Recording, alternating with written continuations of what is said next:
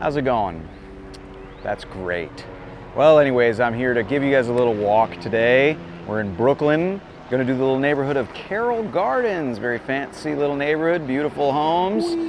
Before we start, Eric, how are you? I am doing good, Tom. How are you doing? It's good to have you back, man. Thank you. I appreciate it. How was Los Angeles? Terrible. Of course it was. Anyways, guys, before we start the show, guys, please check out the Patreon. Huge help. That's how we fund these things. Also, like and subscribe. There you go. Nice and quick. But that being said, we're going to cover Carroll Gardens today. Got a lot to cover, baby. There's a lot of history here, per usual.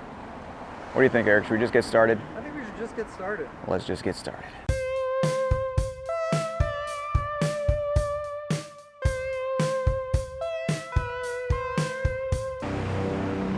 Okay, all these helicopters and sound. But we're going to start at the beginning, guys. We're going to start here in, well, this is part, obviously, of Brooklyn. And Brooklyn was actually part of the was one of the six towns that the Dutch established here in the 1600s.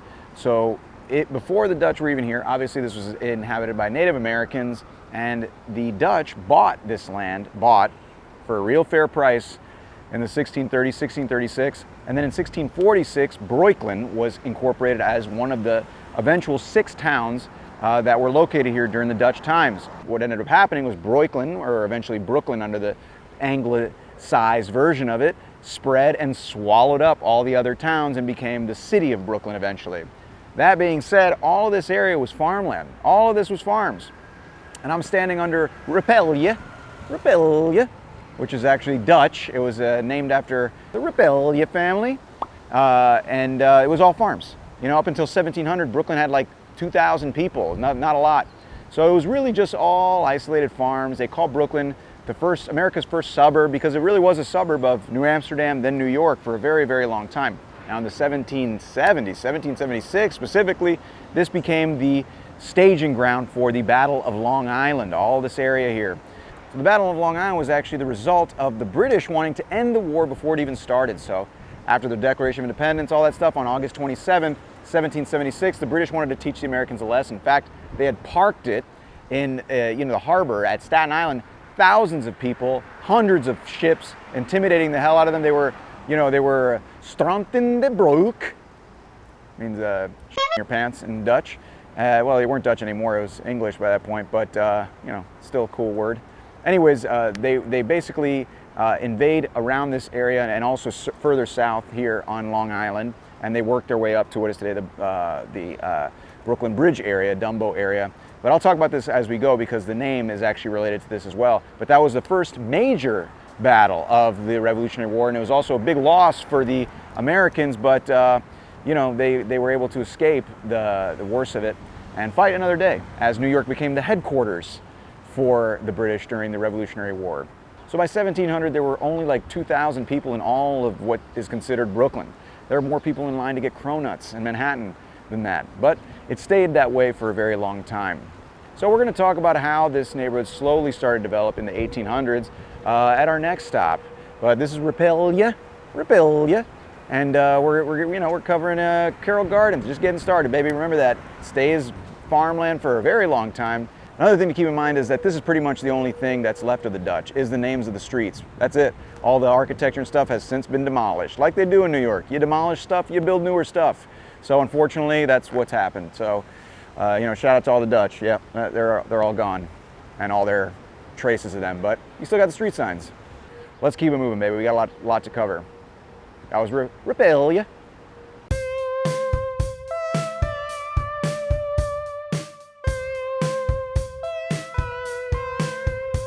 Okay, so it all's farmland, the Dutch, then the British, then the Americans. Brooklyn's isolated, baby. It's been isolated for years now. But it starts to slowly change in the first half of the 1800s. I'm actually here in front of the John Rankin House. This is 440 Clinton. Today is the F.G. Guido funeral home. In fact, that company bought this building a little while back for $60,000. $60,000 for this building. That's quite the deal, because this building is now worth an estimated $7.6 trillion. So they made off like bandits. But anyways, this was actually the John Rankin house. This is what they looked like back here. This was built in 1840, and it was one of the biggest houses in Brooklyn at the time. And it was, you know, that was what it was. It was farmland. You'd walk around, it was all high schoolers asking each other, yo, how's harvest, bro? You know, how's harvest? That's what the kind of stuff you did around here. It wasn't really built up yet. One of the big changes was 1846. 1846, the Hamilton Avenue Ferry is installed down, I guess, on the water, obviously, but in between kind of Red Hook and Carroll Gardens, which, by the way, Carroll Gardens was always just considered North Red Hook, really. The name came along a lot later, in the mid-1900s, actually. So, and also to make it nicer and, you know, build up the property value. We'll talk about that later.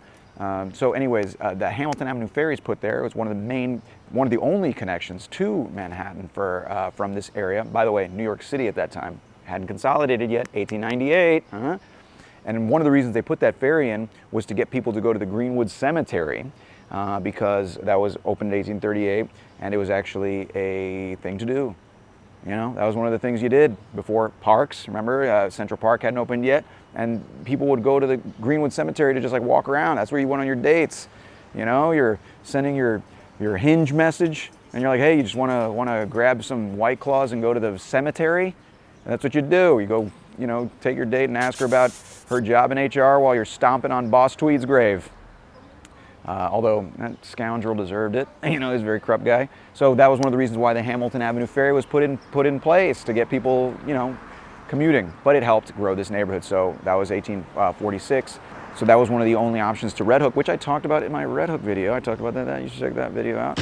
But also, obviously, later, more transportation options popped out, which increased the neighborhood development even more.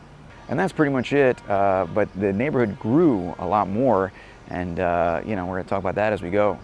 And yes, I understand that my hat is backwards. I'm currently rocking the what's up, kids? Know where I can score some doobies look.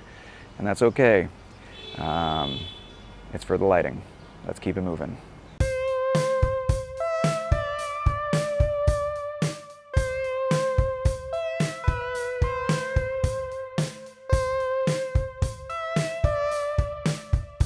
Okay, so now we're in a little park here known as Carroll Park. This was actually, so as the neighborhood started to grow, more people started to live here. They surveyed it off, talk about that in the next stop, but they surveyed it off, and this was actually a private garden. And it was all combined to make a park. In 1870, it was made into a park.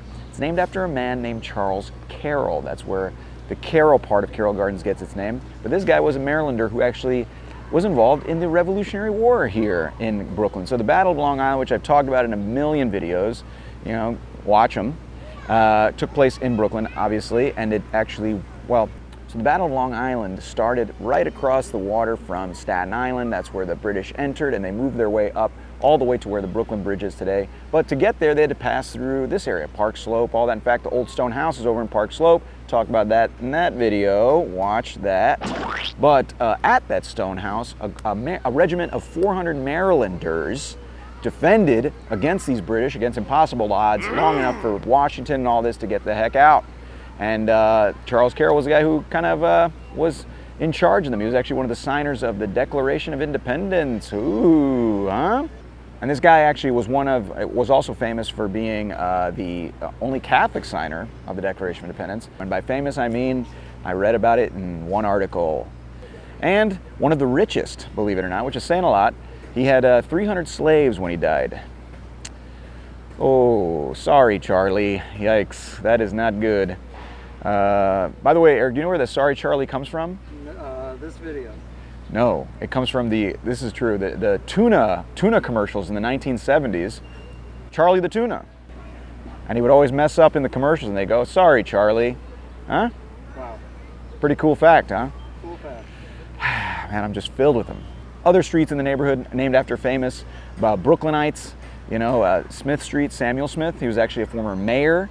He was a farmer turned real estate, turned banker, and then mayor. Keep in mind, this is back in the time when if you could read a book cover to cover, you were automatically in like the city council at least. But he did a lot of stuff. You also had the Hoyt family. They're commemorated in streets here. Hoyt as in, you know, Hoyt Schermerhorn. Hoyt Schermerhorn? Best pronunciation. Or I've ever heard. Schermerhorn? That subway stop here, Hoyt Schermerhorn. That's actually famous for being the setting to the Bad video, the Michael Jackson Bad video shot there. And famous for having too many entrances. Yeah, and famous for having the name Schermerhorn. But yeah, anyways, so the Carroll part of Carroll Gardens comes from Charles Carroll, which is commemorated here in this little park. But the other part is going to be talked about at our next stop. Let's go.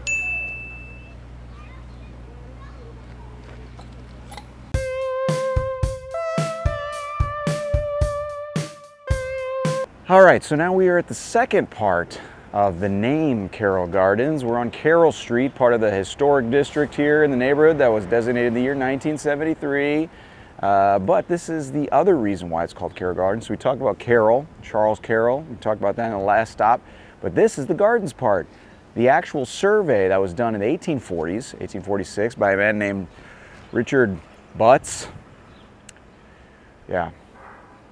Where was he when I was in 6th grade learning about history, huh? When I would have really loved to call out good old Dick Butts. But anyways, he surveyed this whole area, and one of the things that makes Carroll Gardens special is the gardens in front of the brownstones. So brownstones all over Brooklyn, obviously, but the gardens in front are kind of unique to Carroll Gardens. Carroll Gardens, oh my God.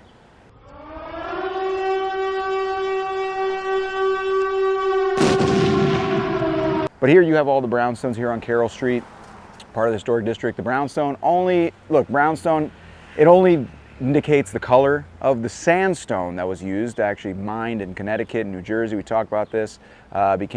Started getting popular as trim for the windows and doors in the 1830s and 1840s. Then 1850s, 1860s, it actually was, the technology grew so that they could just use it on the entire facade. So it went up all over places like Brooklyn where they were developing around that time. In fact, this whole area was developed between the late 1860s and the early to mid 1880s. So it all just went up all in one shot. Pretty cool. Brownstone, like the color of the sandstone, right? Not heroin.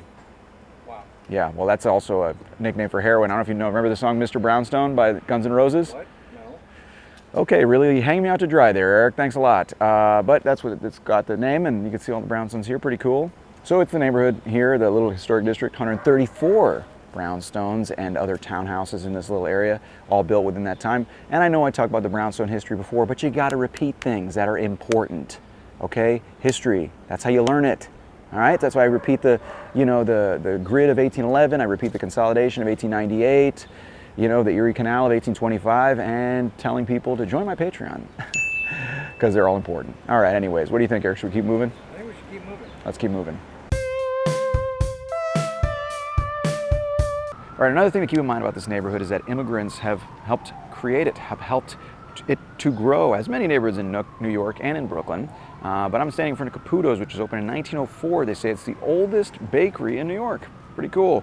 In fact, there's actually a Caputo's Fine Foods that was opened shortly after by a different Caputo's later on, which shows you, I guess, how common the name Caputo is, but also how many Italians there were here. That was the big wave of immigrants that came through this neighborhood. There was also Irish earlier on, but it was the Italians who kind of made their home here.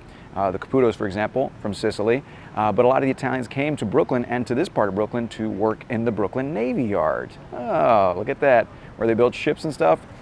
Yeah, that's what a Navy Yard is.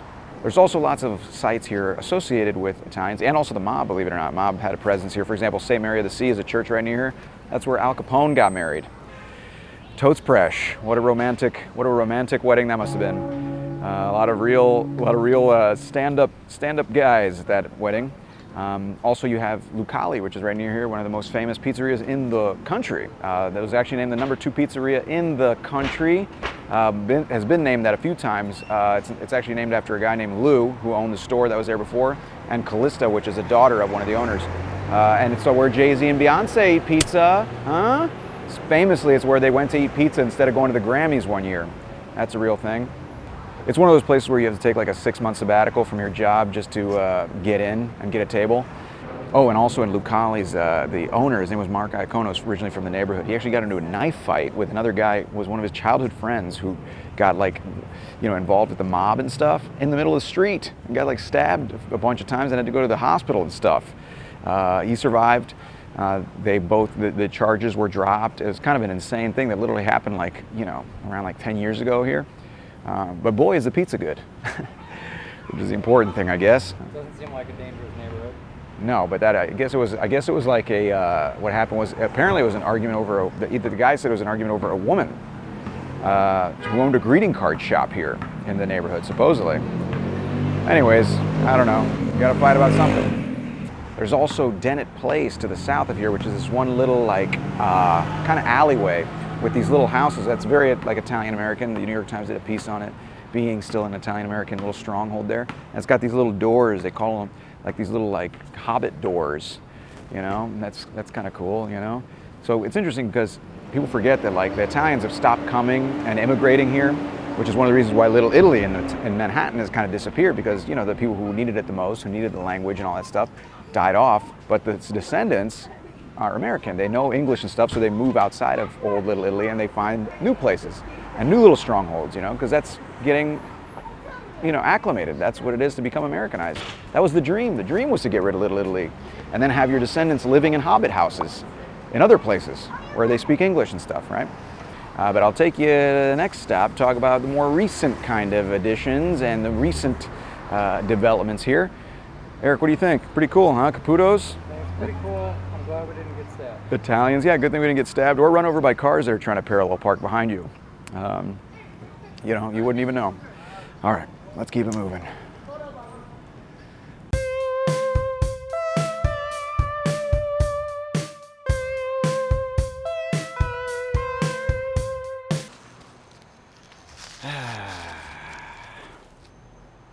Okay, so now we're going to talk a little bit about the actual present day. One of the big groups, well, one of the groups that are being represented here today is the French.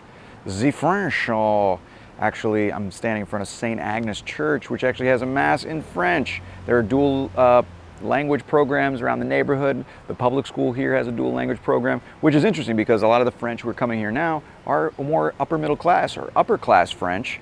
So they have a little more sway.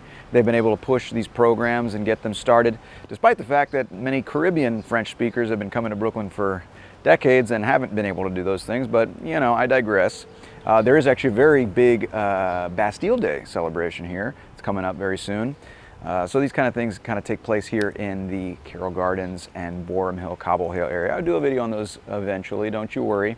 But yeah, I guess the group that is coming in is more now the upper class and upper middle class French. They have, you know, the bankers and advertising people and stuff like that. Word of mouth grows, you know, and they've gotten some of these programs implemented and things like that because money parle. That's right, money talks, baby. Yeah, je parle français et anglais. That's the only French I know. But it's also a very nice neighborhood, obviously. And I didn't mention this before, and I covered it a little bit in the Park Slope video, which you should watch, obviously. But the Gowanus Canal, one of the big reasons why this neighborhood developed. We'll cover that in another video as well. But yeah, developed, was farmland, all that. Anyways, I'm getting ahead. I gotta wrap this thing up. But yeah, you got St. Agnes Church, one of the oldest Catholic. Oh, listen to that. Don't ask for whom the bell tolls, Eric. Production value. I know, it tolls for thee. That isn't stock footage sound effects, by the way, it's a real thing. But anyways, one of the oldest Catholic parishes in Brooklyn, so pretty cool. Anywho, we gotta wrap this thing up, baby. Let's just get it to the end, but yeah, the French, pretty cool. The French. Oh, let's go. Listen to those bells, huh? All right.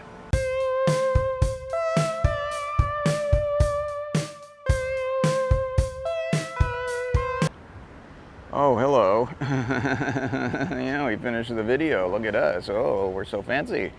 We made it through this entire video, guys. We talked about the early history, we talked about the Native Americans, we talked about the Dutch, we talked about the British, we talked about the Revolutionary War, we talked about the development here, we talked about the ferries, the canals, we talked about everything. We talked about the immigration of the Italians and the French. But Eric, did you learn something is the important thing? I feel like we truly talked about everything. Everything there is to talk about. We talked about life, we talked about astrophysics. I might have to add even one more view to this video. One more view. That's all we can look for. That's how we should live our lives, one view at a time.